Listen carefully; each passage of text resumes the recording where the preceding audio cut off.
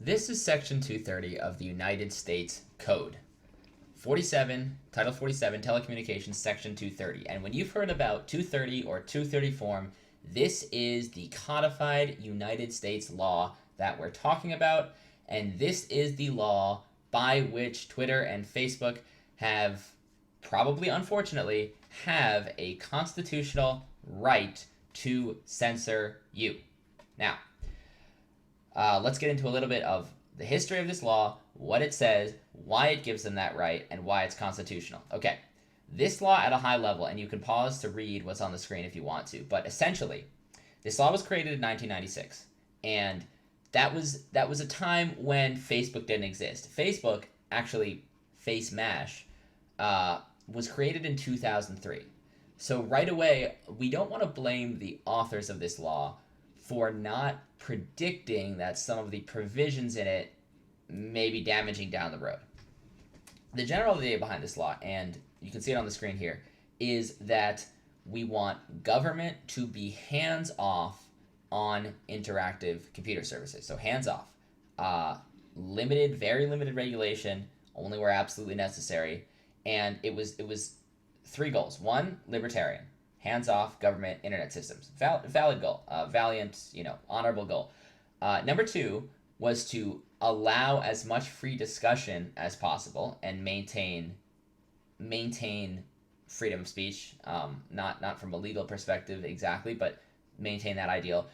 And then number three, though, was to allow specifically minors, but in general the platforms as a whole, allow parents and platforms as a whole to prevent minors from seeing objectionable content, much of which is pornography. A lot of this is essentially code for we want to be able to censor porn, and we want to allow these tech companies to censor pornography on their platforms. So, good ideas behind the law. So right away, 230 reform, 230 repeal. First of all, Republicans and Democrats call for 230 repeal for very different reasons. The ideas behind the initial law are pretty good. Now, let's get into the offending section, and it's this Section C, Protection for Good Samaritan Blocking and Screening of Offensive Material. Real quick roadmap, exactly where we are, so you know when somebody refers to 230 reform, this is what they're referring to. Okay, they're referring to Title 47 of the U.S. Code. This is codified U.S. law, so this is not the Constitution. This is subject to the Constitution, but these laws are deemed constitutional by default until a judiciary body rules them unconstitutional. So unless these laws are struck down, something written by a legislator, signed into law, unless it is struck down by a judiciary body, it is constitutional. And therefore, this is protected under the Constitution until future action. So we're here. Protection for private blocking and screening of offensive material, and the offending section is here, C2A. So our protection for good Samaritan blocking and screening, civil liability, section A. Okay. No provider will be held liable on account of any action voluntarily taken in good faith to restrict access or availability of material that the provider or user considers to be obscene, lewd, lascivious, filthy, excessively violent, harassing, or otherwise objectionable, whether or not such material is constitutionally protected. Okay, couple things here. Number one, we have to notice, in good faith, otherwise objectionable. So, right away, there's tons of leeway here.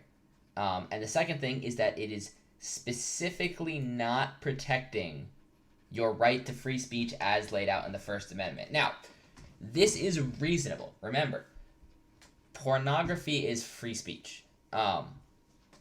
And because of that, if you believe it is a reasonable goal, especially for the protection of minors, to allow platforms to censor pornography, we don't want to protect all constitutional expression in this clause, because to do so would protect pornography. And I think we probably all know, if you were to protect pornography and then you were to use some sort of stat like most clicked to serve content to people, then the platforms would just be all tits. And so that, they would lose their existence in that case. And so I agree with this. Whether or not such material is constitutionally protected, I agree that there is a line between free speech and appropriate for a platform speech that is acceptable. This is kind of like how in a public square, you can say whatever you want. You can say the president's doing a terrible job, but you can't take your clothes off and masturbate, right? Because they're different things. One of them is a foundation of the republic, and it's not the masturbating one. One of them is a foundation to the republic. And, the other one, maybe if you're a super libertarian, you think it should be allowed, but it's reasonable that it's not, and it's not a violation of, we're not going to be able to solve racism because we're not allowed to take our clothes off in public. But we very well might never be able to solve racism if we're not allowed to talk about it. So that's the point here. However, otherwise objectionable and in good faith just adds simply too much leeway. Harassing is borderline, right? Let's say somebody makes a dumb comment on Twitter, right? To what extent is disagreeing with them harassing them? There are manners to do it which would definitely be harassing, manners to do it which definitely wouldn't be, and there's a huge gray area in the middle, right? This comes up with the transgender thing a lot with respect to the fact that it's totally subjective. If somebody says they're a certain gender and somebody else tells them there's not, there is a valid opinion by which simply doing that is harassment, and another valid opinion by which that's not harassment, that's clearly part of an open discussion. So right away, you now all of a sudden have people's opinions on the context of speech mattering for whether it's not protected. So honestly, if harassing was taken out too, I think that would probably be okay. What we would end up doing then is we would essentially say this. We in good faith you could leave, because after you take out otherwise objectionable, most of the leeway is gone. So you're gonna take out otherwise objectionable, you're gonna take out harassing. If somebody is harassing somebody via social media, they go to the police the same way they do when they're harassed in real life. And the police will decide either this is reasonable or it's not. Blocking exists, right? So again, I could be talked off of this, but in my opinion, harassing causes more damage than it solves by being in this law. It's not the tech company's job to prevent harassing. It's the tech company's job to allow tools for you to prevent yourself from being harassed. So if I'm being harassed, I block the person, they no longer exist. To me, they no longer exist. They're gone. The tech companies should be able to provide that to allow me to censor what I want to see, the same way I can show up at the public square or not show up at the public square because the person talking I don't want to listen to, right? So that's perfectly reasonable. But again, so I think harassing should probably be removed. I think otherwise objectionable should definitely be removed. That is a legislative action I would like to see taken that I believe would fix this. And I don't believe that it would ruin the platforms. Like, you could argue if they're not allowed to take off this stuff, it's just going to be all mudslinging and objectionable content and people lying. And listen, people can write whatever they want in a book and self-publish it. And the books that filter to the top that everyone reads are pretty much true for the most part. So that doesn't, the idea that the public can't filter its own information is just wrong. But to the extent that it's right, it's more the medium of social media being a lost cause for complex discussion rather than it is something that could be fixed via legislation or censorship. And let me explain what I mean by that. What I mean by that is that the problem that Facebook is having right now, and the problem Twitter is having, and the problem that, there's fake news on both sides of the aisle. The problem with fake news is that what it usually is a flashy lie. And in a culture dominated by social media and television, what matters is flashy and not truth. In a culture dominated by print, it's much more difficult to be flashy. And the most compelling things you can read in a long-form article are truth. Whereas on social media, a 7-word or, 150-character tweet that's flashy and a lie is going to get a lot more retweets and a lot more attention than the truth in many cases. Consider an example where I could tweet out a flashy 150 character lie and it would take a 4-page, well-researched rebuttal to explain why that lie is subtly wrong and misleading. That 4-page rebuttal has no chance. It's not going to see the light of day. It's not like bringing a knife to a gunfight. That's like bringing a noodle to a gunfight. There is simply no chance of that 4-page paper out-competing the lie in the context of social media. However, the solution to that is that social media is simply never going to be a place for political discussion. It is a medium incompatible with complex discussion. You have to accept that. The solution to that, so the solution to the fact that flashy lies do well on social media is simply don't discuss complex things on social media. Social media is for tweeting that, Tom Brady is the reason for the Patriots dynasty, not Bill Belichick. That's what social media is for. Social media is for creating controversy and having fun and tweeting stupid jokes. That's what it's for. That's what it's good at. Political discussion, it's completely and wholly inappropriate for that. And so the idea that the medium can be antagonistic to the entire model of complex discussion and reasoning, and you're going to fix that by allowing companies to slap on fact checks and censor incorrect fake news is ridiculous. So that's another thing, is people will come at somebody who says, we just need to let it be the Wild West, free speech is protected. They'll be like, well, then it won't be productive. No, it's already not productive. It only fakes being productive right now. It's so incredibly unproductive, even if you're allowed to censor fake news. Even if Facebook and Twitter were angels and they only censored actually fake news, social media would still completely fail as a political vehicle. So that's if they're angels and they're doing it right.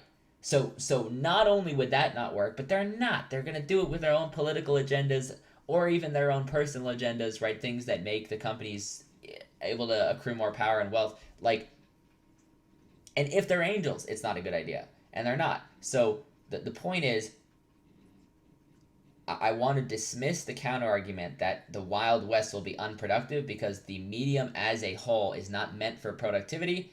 It is meant for marketing and entertainment. That's what it's meant for. Marketing, entertainment, and social connection to a degree. Messenger is great. You can just have a group chat with friends from all around the country or all around the world, and it's like a game, social media. Instagram is like a game, like who can make their life seem the coolest. If you see it as a game, it could be a fun game. You don't want to compare your life to their life. You want to compare your stats in the game to their stats in the game, right? I don't want to compare my life to their touched up Instagram vacation fake picture. I want to do my own touched up Instagram fake vacation picture and then say, oh, how does my fake Instagram picture compare to your fake Instagram picture? Whose is better? We're playing a game, right? So anyway, so social media has positive functions. Discussing politics is just wholly and categorically not one of them. Anyway, that was a bit of a tangent, but not so much of a tangent because all of that is to say that I understand that my suggested legislation will turn it into a bit of the Wild West. And I think that that is okay, more appropriate, and social media should be the Wild West. And the fact that it is pretending to be a vehicle for political discussion is almost more dangerous than fake news itself. Because the truth is, if somebody writes a book that's terrible, you had to write 200 pages of garbage. And it's just very easy to see through 200 pages of garbage. Whereas somebody lies to you with a 150-character tweet, there's not a lot of context there to see what's wrong. So there are venues for political discussion that work and that are very good at filtering out lies. And when the Founding Fathers wrote the Constitution, that's what they were thinking about. They were living in a print-based culture. They were living in a culture dominated by long-form discussion, where debates between presidential candidates were half hour for one topic, followed by an hour rebuttal, followed by an hour rebuttal. Our culture is, Mr. President, North Korea is a problem. Please explain how you would solve it. You have 2 minutes. what, you know, Mr. Vice President, racism is a problem. You have 90 seconds, and then the president will have a 30-second rebuttal. Please explain how you're going to solve racism in 90 seconds. What are we doing? What are we doing? Anyway, make social media in the Wild West. Stop using it for politics. That's the solution. Now, that was the legislative changes to 230. The legislative changes to 230 that could fix it. Facebook would lose the right to censor. If they censored you, you could simply sue. And providing you weren't, you could say, they censored my speech. My speech was not pornographic. It was free speech. And they would be like, well, you know, was he calling for someone to behead somebody else? No. Okay, you win the lawsuit.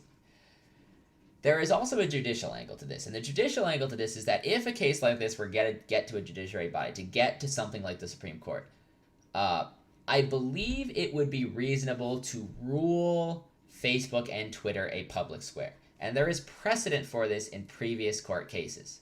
Now, the precedent for this is that there are towns where the town is technically private property, and the public areas used by people, like the shopping malls, are technically private property.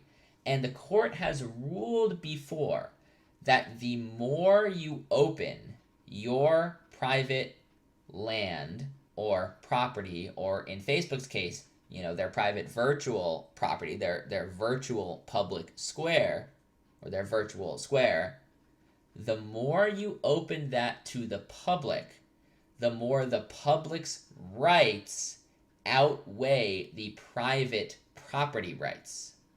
Okay, here it is. March v. Alabama, they ordered that the owners and operators of a company town could not prohibit the distribution of religious literature in the town's business district because, as we know, distributing religious literature is expression protected by the First and 14th Amendments. Now, this is one of the key quotes.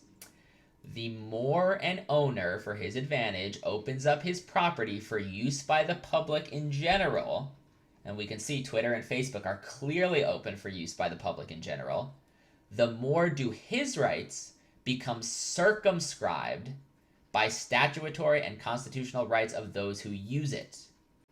So there's actually judiciary precedent, if something like this were to get to the Supreme Court, that the rights of us, me and you, using Twitter, using Facebook, trying to share this article in the New York Times about Hunter Biden, because Facebook and Twitter have clearly opened up their property to the public, the general public, that our rights, freedom of expression being one of the main ones, supersede their private right, which is codified by 230.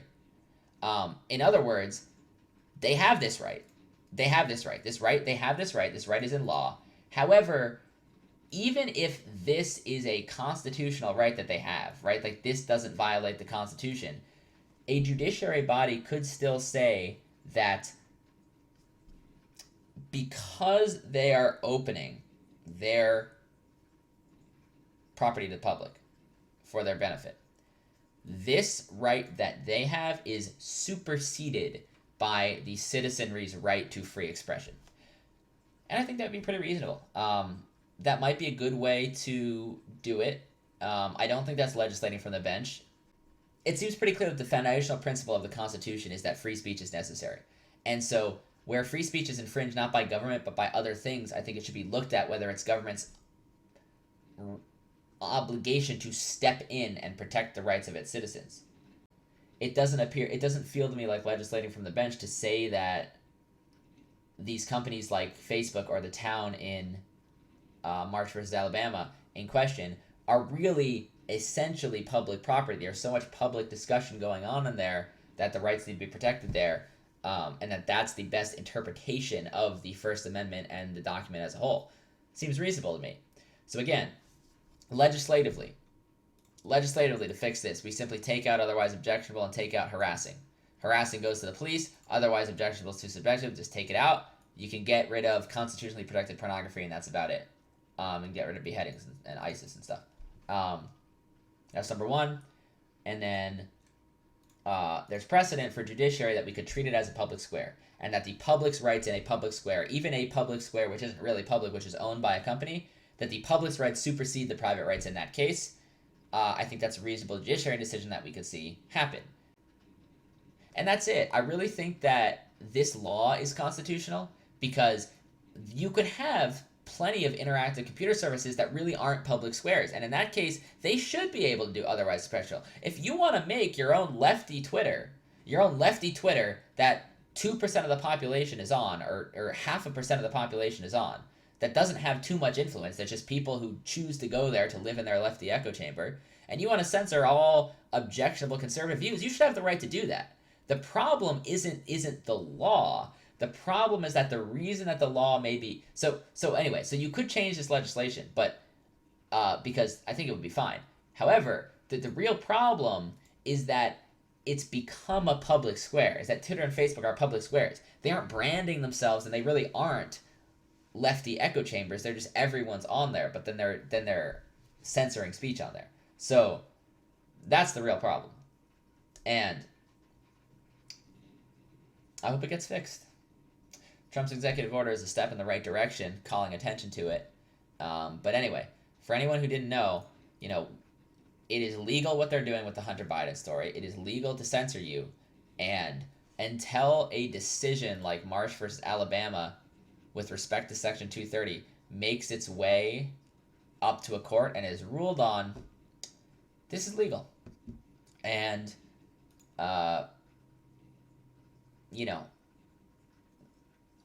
adjusting the legislation might be the most direct way to fix it. But I do think there's judicial precedent to fix it too. So that's it. Our republic is in jeopardy right now because its foundation of free speech is being threatened by big tech. And if the foundation comes down, everything on top of it's going to come crumbling down too. We need our freedom of expression in order to make this republic work. Stop doing politics on social media. Stop doing politics on TV. Stop watching the news, guys. Listen to podcasts that are hours, 2 hours, 3 hours long. Read books. Read essays. That's what you need to be doing. Not tweets. Tweets are for football stats. Tweets are for, sex scandals about hot people's lives. Tweets aren't for trying to take on the economy. Tweets aren't for trying to understand how a trade deficit with China affects the United States workforce. It's not what 150 characters is for, guys. Come on. Yeah. All right.